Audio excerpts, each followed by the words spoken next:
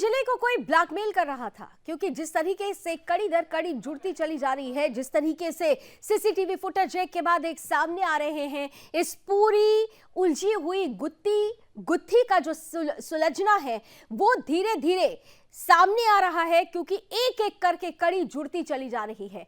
अब अभी तक जिस तरीके से पुलिस की थ्योरी हादसे से जुड़ी हुई थी, एक के बाद एक जो बयान सामने आए, विटनेस से जुड़े हुए कुछ लोग सामने आए, एक्यूज जो 5 है, अब 5 नहीं, अब 7 एक्यूज हो गए हैं, क्योंकि पुलिस ने आज एक नई प्रेस कॉन्फ्रेंस में स्पष्ट रूप से कहा कि दरअसल 5 नहीं बल्कि 7 लोग थे, और अगर ऐसे ये 7 लोग थे तो फिर निधि के मामले में दिल्ली पुलिस ने अभी भी हत्या का मुकदमा दर्ज नहीं किया है। ऐसा क्यों नहीं हो रहा है? परिवार वाले कह रहे हैं सब कुछ सामने आ चुका है, तब भी दिल्ली पुलिस को अभी किस बात की चिंता सता रही है? क्यों नहीं हत्या का मुकदमा दर्ज हो रहा है? क्या इसके पीछे वाकई ब्लैकमेलिंग की कोई कहानी है? आइए सबसे पहले देख समझ लेते हैं हमारी इस रिपोर्ट में।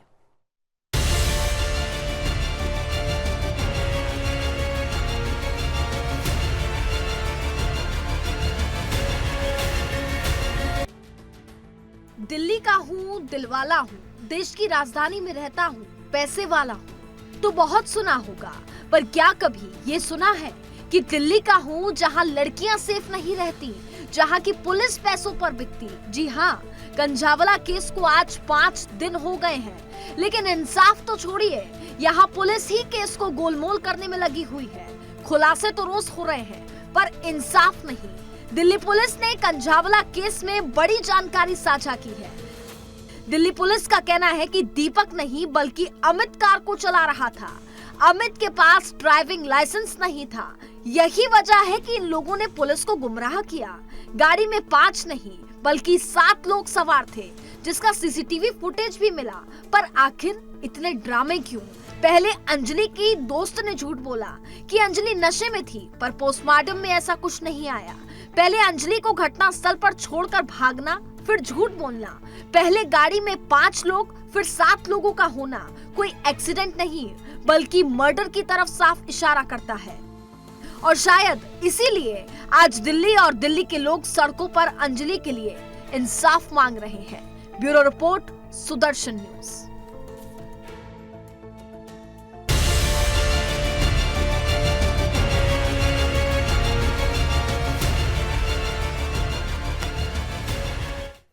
तो कड़ी अगर जोड़ी जाए तो एक के बाद एक कहानी में ट्विस्ट आ रहा है, और ये कहानी कहीं ना कहीं से इशारा कर रही है कि अंजलि के साथ हादसा नहीं बल्कि हत्या हुई है। हालांकि दिल्ली पुलिस ये कह रही है कि अगर इसे हत्या मान भी लिया जाए, जैसा कि परिवार वाले कह रहे हैं कि अब तक हत्या का मुकदमा क्यों नहीं दर्ज हो रहा है, जबकि साफ साफ नजर आ रहा है कि किस तरीके की परिस्थिति पैदा हुई, किस तरीके से अंजलि को ट्रैप किया गया और उसकी दर्दनाक मौत उसे दी गई है। तो ऐसे में हत्या क्यों नहीं, हत्या का मुकदमा दर्ज हो रहा है? पुलिस ये कह रही है कि मोटो का पता होना जरूरी है। इंटेंशन चलिए समझ लेते हैं, लेकिन मोटो नहीं पता चल पा रहा है। इतना सब होने के बावजूद जब निधि भी ये कह रही हो, पहले वो गायब हो जाती है, फिर सामने आती है, झूठ बोलती है, उसके बाद पोस्टमार्टम रिपोर्ट से सब चीज का खुलासा होता है कि अंजलि किसी भी तरीके से वो ड्रंक नहीं थी। बावजूद उसके निधि का कई बार एक के बाद एक हमने देखा है, आरोपियों को अगर देखें तो आरोपियों का एक के बाद एक हमने देखा कि बयान बदल रहे हैं, बयान मैच नहीं हो रहे हैं, और अब एक नए सीसीटीवी फुटेज का आ जाना, ये सब एक तरफ इशारा कर रहे हैं कि कहीं ना कहीं से अंजलि के लिए ये जो पूरी परिस्थिति थी वो गढ़ी गई है। और इन सब के बीच क्या अंजलि को कोई ब्लैकमेल कर रहा था? इस पर पुलिस क्यों नहीं ध्यान दे रही है? हालांकि आज जल्दी में दिल्ली पुलिस नजर नहीं आई। जैसा कि आपने देखा था कि 2 दिन पहले ही स्पष्ट रूप से 90 सेकंड की प्रेस कॉन्फ्रेंस कर दी गई थी, एक स्टेटमेंट जारी किया गया था, लेकिन आज पूरी तरह से प्रेस कॉन्फ्रेंस होती है। जो बातें सामने आई है, दिल्ली पुलिस ने आज कुछ नई कड़ियां सामने रखते हुए ये प्रेस कॉन्फ्रेंस की है, लेकिन इस बात का जवाब अभी तक नहीं आया कि इस कड़ी में भी स्थिति और परिस्थिति ये बता रही है कि अंजलि की हत्या हुई, तो फिर हत्या का मुकदमा क्यों नहीं दर्ज हो रहा है? दिल्ली पुलिस क्या कुछ कह रही है प्रेस कॉन्फ्रेंस में, आइए आपको सुनाते हैं। 18 टीम्स इसमें काम कर रही हैं, और मल्टीपल जो टीम्स हैं वो सभी पहलुओं पर काम कर रही हैं। और इसमें हम अभी तक क्राइम सीन को अच्छे से विजिट कर चुके हैं, और पोस्टमार्टम एग्जामिनेशन हो चुका है और 5 एक्यूज्ड हमारी कस्टडी में हैं और सीसीटीवी फुटेज के आधार पर और जो सीडीआर के आधार पर हमें ये पता लगा है कि इसमें 2 लोग और इन्वॉल्व थे और उनके लिए पुलिस अभी रेड कर रही है, इन्वेस्टिगेशन अभी जारी है। इसमें एक सस्टेन्ड इंटरोगेशन के आधार पे ये पता लगा है हमें कि जो दीपक था वो उसने अपने आप को ड्राइवर बताया था, लेकिन इंटरोगेशन के दौरान हमें पता लगा है कि एक्चुअली जो गाड़ी थी वो अमित ड्राइव कर रहा था और ये इसके हमारे पास साइंटिफिक एविडेंस हैं। हमारी 18 टीम्स इसमें काम कर रही हैं और मल्टीपल जो टीम्स हैं वो सभी पहलुओं पर काम कर रही हैं और इसमें हम अभी तक क्राइम सीन को अच्छे से विजिट कर चुके हैं और पोस्टमार्टम एग्जामिनेशन हो चुका है। तो दिल्ली पुलिस ये कह रही है कि इसमें 5 एक्यूज नहीं 7 एक्यूज हैं और ये 7 एक्यूज कैसे हैं? दरअसल ये जो ताज़ा सीसीटीवी फुटेज सामने आया है उससे इस पूरी बात का खुलासा हुआ है कि दरअसल आरोपी 5 नहीं बल्कि 7 हैं और यहाँ पूछताछ में जैसा कि कहा जा रहा है कि गाड़ी दीपक नहीं अमित चला रहा था। ये पूरी जो गुत्थी है किस तरह से उलझ रही है, लेकिन उससे पहले आइए वो सीसीटीवी फुटेज जिसका जिक्र दिल्ली पुलिस करती हुई नजर आ रही है कि 5 नहीं बल्कि 7 आरोपी हैं। आप देखिए ये वही बलेनो है जो सामने आती है। ये बलेनो आप देख सकते हैं, पहले ही कुछ लोग वहां पर 4 लोग खड़े हुए हैं जिनमें से एक ऑटो वाला है और फिर गाड़ी से आप देखिए कि गाड़ी से कुछ लोग निकलते हैं और गाड़ी से निकलने के बाद आप स्पष्ट रूप से देख सकते हैं कि जो पहले से लोग खड़े हुए थे गाड़ी और ऑटो के पास, बलेनो गाड़ी से निकलने वालों की उनसे बातचीत होती है। बातचीत होने के बाद जो लोग बाहर की तरफ थे उनमें से 2 लोग गाड़ी के अंदर आ जाते हैं और गाड़ी के अंदर के 2 जो लोग हैं वो बाहर निकलते हैं और वो ऑटो में बैठकर चले जाते हैं। यानी ये स्पष्ट हो जाता है कि बलेनो, ये उस वक्त ये तस्वीर नजर आई है, उस वक्त का ये वीडियो है जब घटना घटित हो चुकी, यानी अंजलि की मौत हो चुकी होती है और ये कंचावला के रोड से आगे बढ़ते हैं। आगे आने पर इनके कुछ साथी वहां पर मिलते हैं और यहाँ पर एक ऑटो भी खड़ा हुआ है। गाड़ी से जो लोग निकलते हैं उनमें से 2 लोग वहीं उतर जाते हैं और जो बाहर 2 लोग पहले से खड़े हुए थे उनमें से 2 लोग अंदर गाड़ी में बैठते हैं और ये बलेनो गाड़ी आगे बढ़ जाती है और उसके बाद जो लोग उतरते हैं वो ऑटो में बैठते हैं और यहां से सवार होकर निकल जाते हैं। इसी सीसीटीवी फुटेज के आधार पर पुलिस ने इंटरोगेशन में ये पता लगा लिया है कि इस पूरे मामले में दरअसल 5 नहीं बल्कि 7 आरोपी हैं और ऐसे में सवाल ये भी उठ रहा है कि 7 आरोपी हैं जिनमें से 2 के नाम पुलिस की तरफ से आशुतोष और अंशुल बताए गए हैं। आशुतोष और अंशुल कौन है, कहाँ है, इनकी अब धरपकड़ के लिए पुलिस ने जो टीम गठित की है वो लगातार जांच प्रक्रिया को आगे बढ़ा रही है। लेकिन इन सब के बीच ये 7 एक्यूज्ड हैं और अगर इसमें गाड़ी में बैठने को लेकर अदला बदली हो रही है, यानी ये स्पष्ट है कि कहानी में एक ट्विस्ट है। यानी ये सब कुछ जो अंजलि के साथ हुआ है ये अचानक से हुआ नहीं है, बल्कि इसके पीछे कुछ और कहानी है। इसके पीछे की कहानी कुछ और है। अंजलि को ट्रैप किया गया था और ऐसी परिस्थिति में भी जो ये तस्वीरें सामने आई है, क्या अभी दिल्ली पुलिस ये मान रही है कि मोटो नहीं है इसलिए हत्या का मुकदमा दर्ज नहीं होगा? इस पर भी सवाल खड़ा होता है। इसी के साथ साथ आज एक और नया वीडियो सामने आया है। एक तो आपने ये सीसीटीवी फुटेज देख ली, अब इसी के साथ साथ आइए जरा दूसरे सीसीटीवी फुटेज की तरफ लेकर चलते हैं। ये दूसरी सीसीटीवी फुटेज उस वक्त की है, ये अंजलि की माफ कीजिएगा, ये निधि है जो अपने घर की गली की तरफ जा रही है। निधि कितने आराम से आप देख सकते हैं कि वो घर की तरफ जा रही है। ये रात का फुटेज है जब वो घर लौटती है। घर लौटते समय आप देखिए कि जब किसी लड़की या लड़के के दोस्त के साथ कोई हादसा होता है या वो जानता है कि वो मेरी दोस्त गाड़ी के नीचे घसीटती हुई चली गई, क्या इतने ही आराम से कोई घर की तरफ रवाना हो सकता है या फिर वो बदहवास हो जाएगा? इतने भयंकर एक्सीडेंट को देखने के बाद एक आम आदमी भी कहीं ना कहीं से डिस्टर्ब जरूर हो जाता है। लेकिन आप देखिए अंजलि जो कि अपनी गली में, घर की गली में गुजरती हुई नजर आ रही है। हालांकि तेज जरूर चल रही है लेकिन वो हड़बड़ाहट नहीं है, वो परेशानी, वो हदस नजर नहीं आ रही है जिससे ये कहा जा सके कि जो कुछ भी हुआ ऑल ऑफ सडन हुआ। और निधि जो बताने की कोशिश कर रही है कि वो सदमे में थी, वो बता नहीं पाई। और इन सब के बीच में निधि ने जिस तरीके से पूरी प्रकरण में अगर आप देखें तो पहले निधि ने कहा कि अंजलि ने ड्रिंक कर रखी थी, लेकिन पोस्टमार्टम रिपोर्ट में इस बात का खुलासा हो गया कि अंजलि ने ड्रिंक नहीं कर रखी थी, उसके शरीर में कोई भी ऐसा केमिकल नहीं था जो नशीला हो। और ऐसे में वो झूठ क्यों बोल रही है, निधि झूठ क्यों बोल रही है, ये भी एक बड़ा सवाल है। लेकिन अब निधि की मां भी सामने आ गई हैं। निधि ने कहा था कि घर पहुंचकर उसने अपनी मां से इस पूरी प्रकरण का जिक्र किया, लेकिन सवाल यह है कि ना तो निधि ने और ना ही निधि की मां ने अपनी जिम्मेदारी समझते हुए उसी वक्त तुरंत पुलिस को इसकी सूचना देने की कोशिश की या फिर अंजलि के परिवार वालों को इसकी सूचना देने की जरूरत समझी, बल्कि वो चुप हो जाते हैं। जब पूरा मामला धीरे धीरे सीसीटीवी फुटेज के माध्यम से आगे आने लगता है तब वो आके सामने बयान देते हैं। इन सब के बीच निधि की मां क्या कुछ कह रही है आप भी सुन लीजिए। बजे आई घर और 3 बजे आई बाबू। हाँ। 3 बजे। और आपको क्या क्या वो घबराई हुई थी? घबराई बहुत तगड़ी थी वो, घबराई तो इतनी तगड़ी थी जो उसकी मम्मी बोल रही है वो गलत बोल रही है बेटा। निधि ने बताया था एक्सीडेंट होया मम्मी, बहुत तगड़ा एक्सीडेंट होया, उसको मारे गया उस लड़की को। अरे बस ऐसे ऐसे उसको चिकिल्ला गया और मेरे भी चढ़ा रहे थे गाड़ी वो लड़के, काले शीशे थे उस लड़के। अब देखिए निधि की मां भी कह रही है कि निधि घर आती है 3 बजे के करीब वो घर आई है और उसने अपनी मां से इस बात का जिक्र किया। घबराई हुई थी, सदमे में थी, हदस में थी, सब समझ में आता है। लेकिन बावजूद उसके पुलिस को क्यों नहीं जानकारी दी गई? घटना हो जाने के बाद अगले दिन तक भी जानकारी नहीं दी गई, 24 घंटे बीत जाने के बाद भी जानकारी नहीं दी गई। लेकिन 24 घंटे के बाद जब सीसीटीवी में निधि सामने आने लगी तब जाकर इस तरीके का बयान, और ना तो निधि और ना ही निधि की मां ने जरूरत समझी कि इसकी जानकारी पुलिस को दी जाए। इन सब के बीच आज एक और बयान सामने आया है जो थोड़ा सा निधि को सवालों के घेरे में खड़ा जरूर करता है।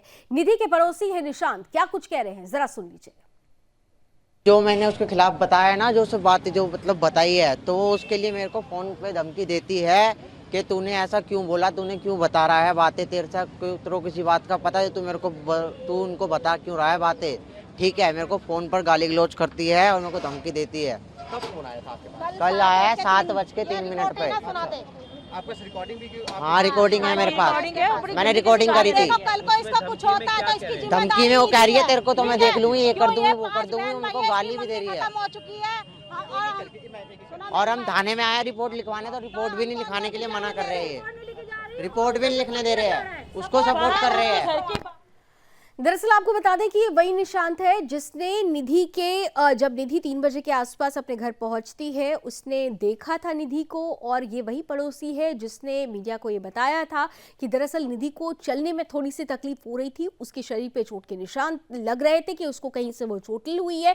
ये बातें इस निशांत ने ही मीडिया के सामने रखी थी। लेकिन अब निशांत ये कह रहा है कि ये बातें जब उसने मीडिया के सामने रखी उसके बाद निधि के द्वारा उसे धमकाया जा रहा है। आइए इन सब के बीच हमारे साथ इस वक्त सुप्रीम कोर्ट के जाने माने एडवोकेट संदीप मिश्रा जुड़ चुके हैं। संदीप जी से जरा कड़ी दर कड़ी अब परिस्थिति को बहुत बहुत स्वागत है। संदीप जी, कड़ी दर कड़ी कल जब आप जुड़े थे तो आपने स्पष्ट रूप से कहा था कि इंटेंशन तो क्लियर हो रहा है लेकिन मोटो क्लियर नहीं है, और अगर ये कहा जाए कि मोटो क्लियर नहीं है बावजूद इसके हत्या का मुकदमा दर्ज नहीं हो सकता तो ये ठीक नहीं होगा। आज जिस तरीके से दिल्ली पुलिस सामने आई, उन्होंने कहा कि 5 नहीं 7 एक्यूज्ड हैं, नया वीडियो भी सामने आ गया है। इस परिस्थिति के बाद भी अब दिल्ली पुलिस किस बात का इंतजार कर रही है?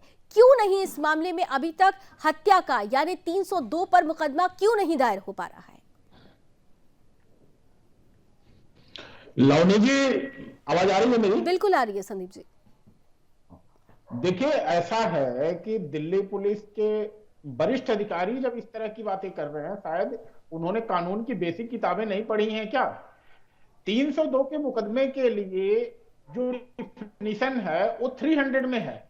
आईपीसी के सेक्शन 300 में, जैसा कल मैंने कहा था कि क्लास 4 अगर आप देखें, क्लास 4 में without intention, without any motive, आप अगर इस तरह डेंजरसली मारते हैं, खतरनाक तरीके से कुचलते हैं, जिसमें कि आपको 100% प्रोबेबिलिटी है कि अगले की डेथ हो जाएगी, तो यह इरादतन हत्या का ही मामला बनता है और 300 की डिफिनीशन में आ जाता है। 299 और 300 मैं आपको क्लियर कर रहा हूं। देखिए, जब हम कहते हैं 304 के अंदर मुकदमा दर्ज करने को, तो मतलब कल्पेबल होमिसाइड की बात करते हैं, और जब 302 के अंदर हम हत्या का मुकदमा दर्ज करने की बात करते हैं, तो उसकी परिभाषा आईपीसी में सेक्शन 300 में दी गई है। सेक्शन 300 के जो 3 पैरा हैं, तीनों में आशय और मोटिव की बात की गई है। दिल्ली पुलिस चौथा पैरा क्यों नहीं पढ़ना चाह रही है? और अगर नहीं पढ़ना चाह रही है तो हमारे अंग्रेजों बनाया है, जानती थी कि पुलिस नहीं पढ़ेगी, तो इलस्ट्रेशन दे के समझाया है कि अगर कोई व्यक्ति इलस्ट्रेशन पढ़िए, अगर आप लोग हमारा डिबेट देख रहे हैं तो आईपीसी की किताब उठाइए, बेयर एक्ट उठाइए, और उसमें सेक्शन 300 के क्लास 4 का इलस्ट्रेशन भी दिया गया है, डी इलस्ट्रेशन। डी इलस्ट्रेशन कहता है कि अगर मैं बंदूक लेकर के भीड़ के ऊपर फायर करता हूं, जिसमें किसी को मारने का मेरा आशय नहीं है, लेकिन अगर गोली लगती है और कोई मरता है, तो यह हत्या का मामला होगा। इस बात को हमारे पुलिस के अधिकारी क्यों नहीं समझ रहे हैं कि अगर कोई व्यक्ति गाड़ी आगे पीछे घसीट रहा है, बैक कर रहा है, आगे कर रहा है, उसे पता है कि एक्सीडेंट हो चुका है, ये भी पता है कि गाड़ी के नीचे कोई फंसा हुआ है, उसके बावजूद इन्होंने जो है 302 का मुकदमा दर्ज नहीं किया। दूसरी बात, एक्सीडेंट कहा जा रहा है। एक्सीडेंट की डिफिनीशन होती है कि आप एक्सीडेंट स्वस्थ की स्थिति में करें या फिर जानबूझ करके आप अपनी गलती का फायदा नहीं ले सकते हैं। बच्चों ने ड्रंक किया हुआ है, जिन लड़कों ने शराब पी रखी है, उनके लिए बेनिफिट नहीं है। दुर्घटना का बेनिफिट जो है, दुर्घटना का लाभ उस आदमी के लिए मिलता है जो कि जिम्मेदारी के साथ गाड़ी चला रहा और उसकी गाड़ी के नीचे कोई आ जाए, उसकी मृत्यु हो जाए, तो ऐसी स्थिति में उसकी रक्षा के लिए कानून आता है कि भाई इस आदमी का, इसको मारने का कोई इरादा नहीं था और इसके साथ कानून की नरमी बरती जानी चाहिए। बिल्कुल। लेकिन यहाँ पर जो है तो पूरा एक्ट दिखाई दे रहा है इन लोगों का कि ब्रूटली इनको मारने का आशय था, और यह बात पुलिस को नहीं समझ में आ रही है। और मैं अलग कह रहा हूं कि आशय की जरूरत ही नहीं है, मोटिव की जरूरत ही नहीं है। आप केवल सेक्शन 300 का क्लास 4 पढ़िए और उसके बाद आप बताइए कि क्या यह 302 का मामला है कि नहीं है।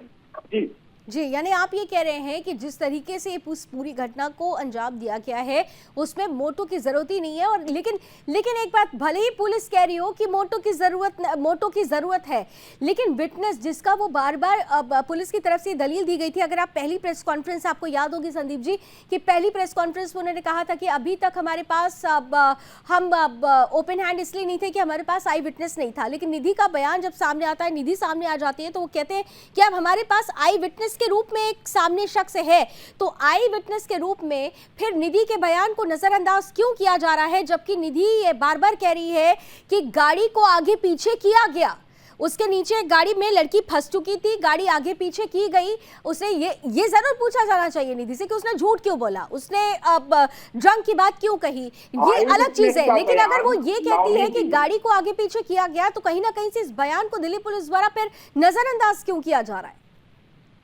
लावनी जी, आई विटनेस का ये बयान अपने आप में बताने के लिए पर्याप्त है कि अगले ने गाड़ी पूरे आशय के साथ, मारने के आशय से, उसका हथियार के तौर पे प्रयोग किया है। और जो भी बात सामने आ रही है, हर बात को Delhi police from the very first day कानून की किताब पढ़ना ही नहीं चाहती। एक्सीडेंट का मामला पहले बताया, एक्सीडेंट का मामला ड्रंक एंड ड्राइविंग की बेनिफिट नहीं मिलता है। कानून में एक्सीडेंट वो होता है जो स्वस्थ चित्त आदमी करे, जिसकी दिमागी स्थिति ठीक हो, जो गलती करके खुद बेनिफिट नहीं ले सकता है। यहाँ पर लड़कों ने दारू पी रखी है और दिल्ली पुलिस पहले दिन से कह रही है कि बच्चों से गलती हो गई, बच्चों ने एक्सीडेंट कर दिया। एक्सीडेंट तब माना जाता है जब आपने दारू नहीं पी रखी हो, आप अपनी गलती का बेनिफिट नहीं ले सकते हैं।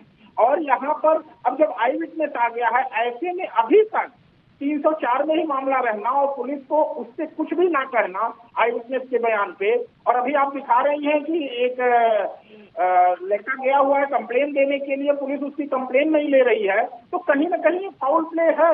और अभी देखिए 4 एक्यूज से 7 हो गए, अभी 10 भी हो जाएंगे, मैं बता रहा हूँ। अभी 10 भी हो जाएंगे और हो सकता है कोई माइनर गाड़ी चला रहा हो जिसकी उम्र 15 साल 16 साल हो।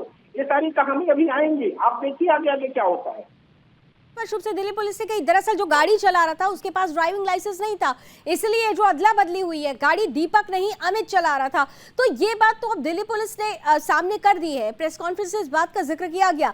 लेकिन इस बात पर बार बार जब पत्रकार उनसे पूछ रहे थे कि फिर जब ये सारी चीजें सामने हैं तो हत्या का मुकदमा क्यों नहीं, तो उनका कहना है कि देखिए हम जांच कर रहे हैं, इतनी जल्दी हत्या का मुकदमा नहीं दर्ज किया जाता है, जांच की कुछ कड़ियां होती हैं। अब वो कौन सी कड़ी तलाश कर रहे हैं, बहरहाल ये बड़ा सवाल है। संदीप जी मैं आपके पास आती हूं, लेकिन उससे पहले क्योंकि आज बहुत सारे हमारे पास कड़ी दर कड़ी ऐसे वीडियोस हैं, ऐसे बयान हैं जो ये बता रहे हैं कि ये पूरा मामला जानबूझकर की गई हत्या का है और इसीलिए हत्या के मामले में पुलिस को इस हत्या के एंगल से इस मामले में आगे बढ़ने की जरूरत है। लेकिन पुलिस आगे क्यों नहीं बढ़ रही है, बड़ा सवाल है। बहरहाल ग्राउंड पर जहां पर एक्सीडेंट हुआ उस जगह पर हमारे संवाददाता पहुंचे, वो जगह जहां की तमाम चप्पे चप्पे इस पूरे हादसे के गवाह हैं, साक्षी हैं।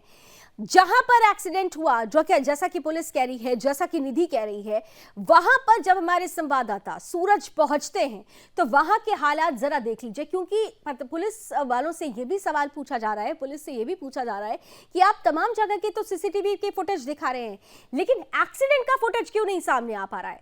तो एक्सीडेंट जहां पर हुआ वहां की क्या परिस्थिति है, सहयोगी संवाददाता सूरज जब ग्राउंड पर पहुंचते हैं तो उन्होंने क्या देखा अपनी आंखों से, आइए आप भी देख लीजिए।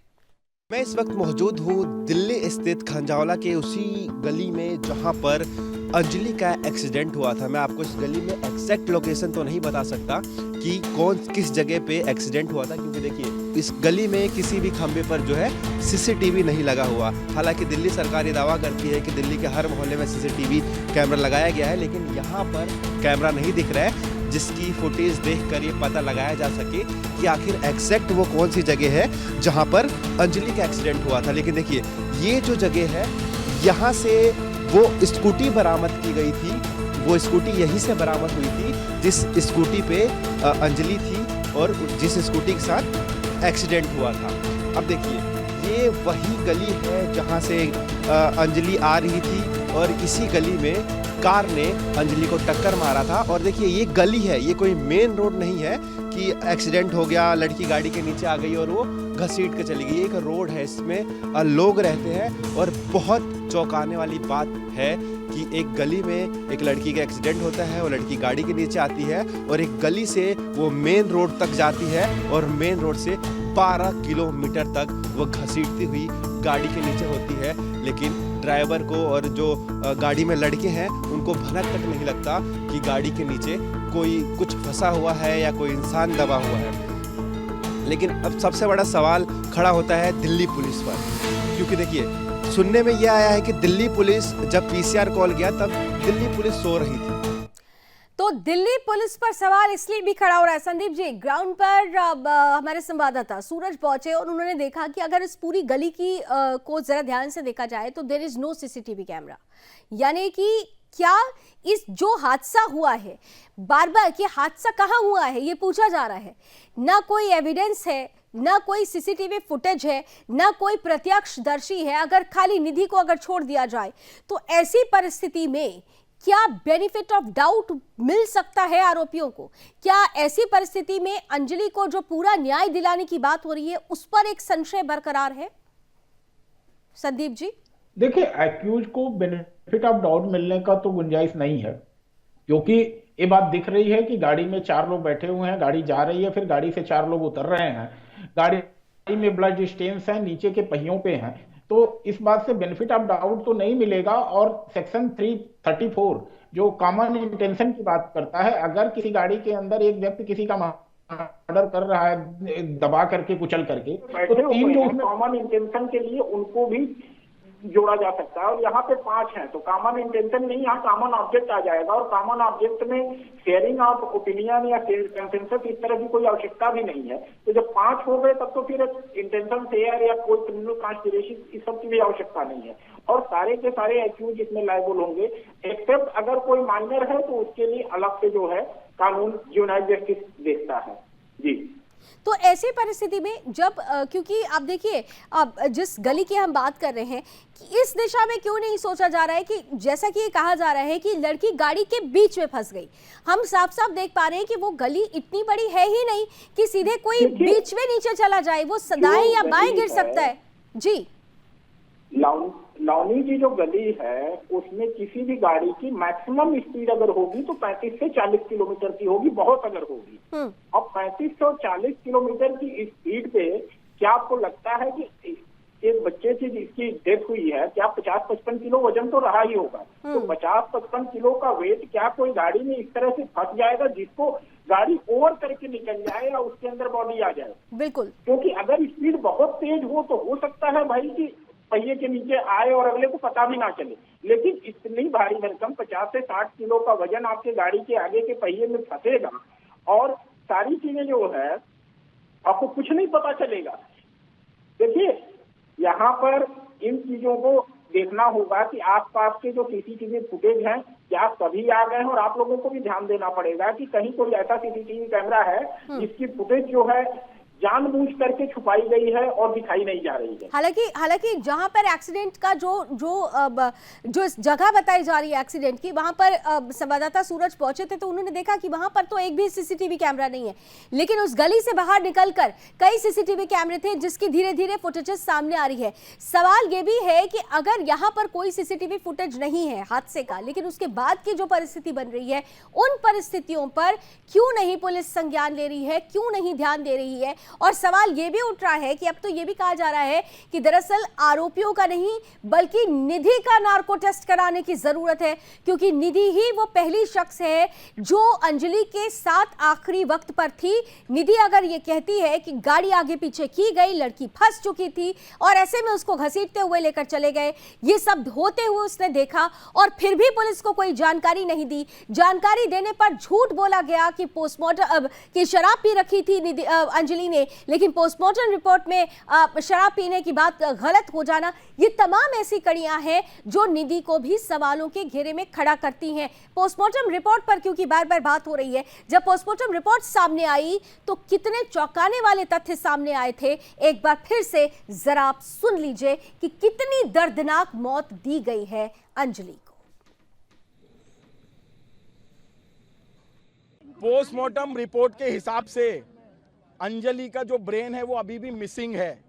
जो उसका भेजा था जिसको हम ब्रेन कहते हैं वो 5 से 6 किलोमीटर की बर्बरता के बाद कहीं कंजावाला रोड पे गिर गया और ब्रेन जो है वो मिसिंग है। और ये ब्रेन मिसिंग होने के बाद में जब मैंने पोस्टमार्टम में देखा, इसको भी मैं आपको बताऊंगा, ब्रेन मैटर मिसिंग।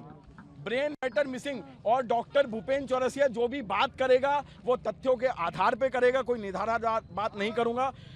जब से मुझे ये पता चला है कि मेरी बहन का ब्रेन ही मिसिंग है, अभी तक उसकी पोस्टमार्टम में ब्रेन नहीं मिला, दिल्ली पुलिस ब्रेन भी नहीं देख पाई, तो मैं इस मर्डर को अब सिर्फ मर्डर नहीं कहूँगा, मैं इसको एक नाम दूंगा जो मेडिकल टर्मिनोलॉजी में होता है, सैडिज्म मर्डर। सैडिज्म मर्डर मतलब होता है किसी को मारना एक अलग होता है और किसी को पेनफुल मौत देना अलग होता है। आपने सुना होगा एक झटका होता है और एक हलाल होता है। झटके में जो होता है एक ही बार में हम उसको मार देते हैं और हलाल में हम धीरे धीरे धीरे करके उसको मारते हैं। तो यहाँ पे अंजलि के साथ जो हुआ है that is not a simple murder, it is a sadism murder in which उसको धीरे धीरे पेन देके मारा गया है। पोस्टमार्टम रिपोर्ट के हिसाब से उसके शरीर पे तकरीबन 40 इंजुरीज आई हैं। मैं ये भी आपको दिखाना चाहता हूँ, सारे मीडिया जो हैं इसको देखें। टोटल 40 इंजुरीज जो हैं उसकी पूरी बॉडी में आई हैं। इस 40 इंजुरीज में जो उसकी बॉडीज में आई हैं इसमें तकरीबन 20 से 25 जो हैं वो ग्रेज्ड एब्रेशन है। ग्रेज्ड एब्रेशन जो टर्मिनोलॉजी मेडिकल में होती है, आप इसको इस तरीके से मान के चलिए कि जब 13 किलोमीटर में बॉडी जो थी वो घिसटा रही थी तो ज़मीन और बॉडी के बीच में हीट जनरेट होती है और हीट जनरेट होने के बाद वो एरिया जो है स्किन का वो जल जाता है। कम से कम बॉडी में 25 से 26 ऐसे मार्क्स है जहां पर उसको ग्रेज एब्रेशन हुआ है। 40 इंजुरीज टोटल नोट डाउन हुई हैं।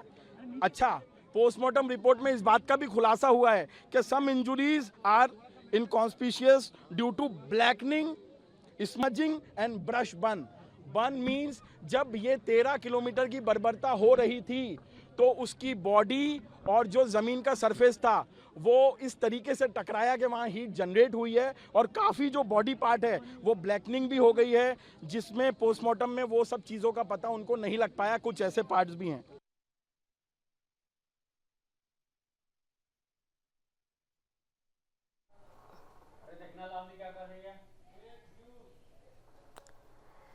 तो संदीप जी, आपने सुना कि क्या कहा गया? पोस्टमार्टम रिपोर्ट जब जब सुन रही हूँ तब तक दिमाग आपे में नहीं रह रहा है। आप देखिए कि एक लड़की को मौत नहीं दी गई, तड़पा तड़पा कर मौत दी गई है। उसका ब्रेन, उसका स्कल नहीं मिल रहा है। इतनी बड़ी, इतनी विभत्स घटना, इसके बावजूद भी 302 का धारा नहीं लगाया जाना अपने आप में एक बड़ा सवाल खड़ा करता है। आपका आखिरी कमेंट। मैं तो सोचता हूँ कि कहीं न कहीं दिल और दिमाग दोनों ही दिल्ली पुलिस अपना कहीं रखाई है। खासकर उस थाने पे जो लोग पोस्टेड थे, जिनको इस घटना की जानकारी मिली, हमारे जैसा व्यक्ति या कोई भी सामान्य प्रज्ञा का व्यक्ति होता, उसे अगर ऐसी सूचना मिलती तो शायद पहले 302 का मुकदमा दर्ज करता, बाद में ट्रायल में जो होता देखा जाता। लेकिन ऐसी स्थिति में कोई भी होता, मैंने जैसे कहा कि दिल्ली पुलिस के अलावा किसी भी राज्य की पुलिस होती तो ऐसी स्थिति में पहले 302 का मुकदमा दर्ज करती, बाद में भले चाहे वो 304 में जज साहब या मजिस्ट्रेट साहब कन्वर्ट कर देते या जो भी करते 430 के स्टेज पे जा करके। लेकिन आपने जो कहा ना कि निधि का नार्को की आवश्यकता है, निधि के नार्को और बहुत सारी जो एक्यूज है सबका नार्को किया जाना चाहिए। और जब तक नार्को नहीं होगा तब तक जो है सही बात सामने निकल करके आएगी नहीं। आपको मैं बताऊं, ये इतना सीधा साधा केस नहीं है, बिल्कुल बहुत ही कॉम्प्लिकेटेड है और इसमें टाइम लगेगा। हम ऐसे 1-2 दिन भी 4 दिन में नहीं निकलने वाला है और हमको इस मैटर को फॉलो करना पड़ेगा। और एक कहीं न कहीं अभी देखिए तो कहानी कॉन्कोक्ट की जाएगी, बनाई जाएगी और बहुत सारी चीजें इसमें होंगी।